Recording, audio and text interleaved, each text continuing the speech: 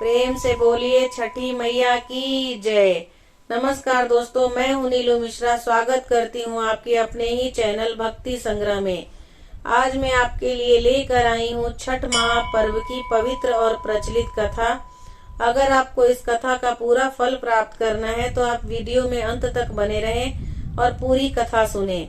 छठ व्रत में महिलाएं निर्जला व्रत रखती हैं, सूर्य की उपासना करती हैं और छठ मैया से पूजा करते समय संतान की प्राप्ति और उनकी लंबी आयु की कामना करती हैं।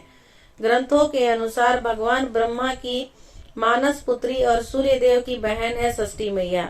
इस व्रत में षष्ठी मैया का पूजन किया जाता है, इसलिए इसे छठ व्रत के नाम से भी जानते हैं।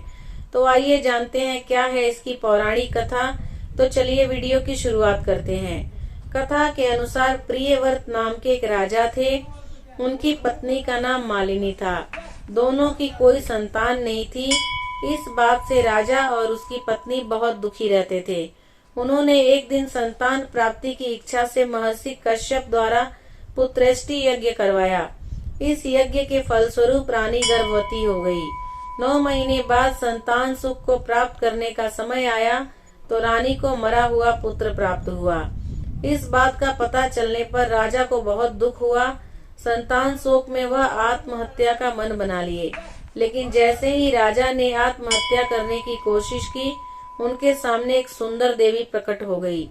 देवी ने राजा को कहा कि मैं षष्ठी देवी हूँ, मैं लोगों को पुत्र का सौभाग्य प्रदान करती हूँ।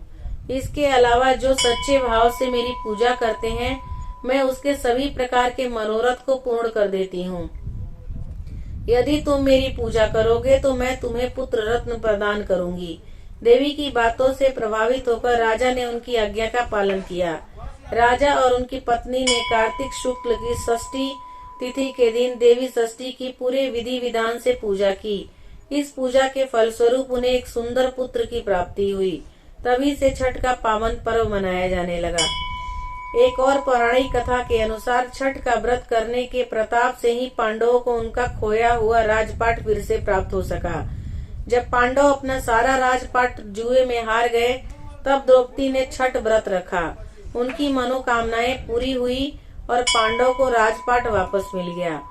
प्राचीन काल से यह भी मान्यता चली आ रही है कि महाभारत काल में सूर्य पुत्र कर्ण ने भी छठ की पूजा की थी। कर्ण भगवान सूर्य के परम भक्त थे। वह प्रतिदिन घंटों कमर तक पानी में खड़े होकर सूर्य को अर्घ देते थे। सूर्य की कृपा से ही वह महान योद्धा बने। आज भी छठ में अर्घ दान की वही परंपरा प्रचलित है। एक और कथा के अनुसार अवध के राजा राम और उनकी पत्नी माता सीता ने भी छठ का व्रत किया। लंका पर विजय पाने के बाद राम राज्य की स्थापना के दिन कार्तिक शुक्ल षष्ठी को भगवान राम और माता सीता ने उपवास किया और सूर्य देव की पूजा की। सप्तमी को सूर्योदय के वक्त फिर से अनुष्ठान कर सूर्य देव से आशीर्वाद प्राप्त किया। यही परंपरा तब से चली आ रही है। तो दोस्तों, ये छठ माता की कथा आपको कैसी लगी कमेंट करके जरूर बताइएगा। ये सूचना सिर्फ जानकारियों और मान्यताओं पर आधारित है, जो कि मैंने आप तक पहुंचाने की कोशिश की है। अगर आपको मेरी दी हुई जानकारी अच्छी लगे और मेरा वीडियो पसंद आया हो तो मेरे चैनल को जरूर सब्सक्राइब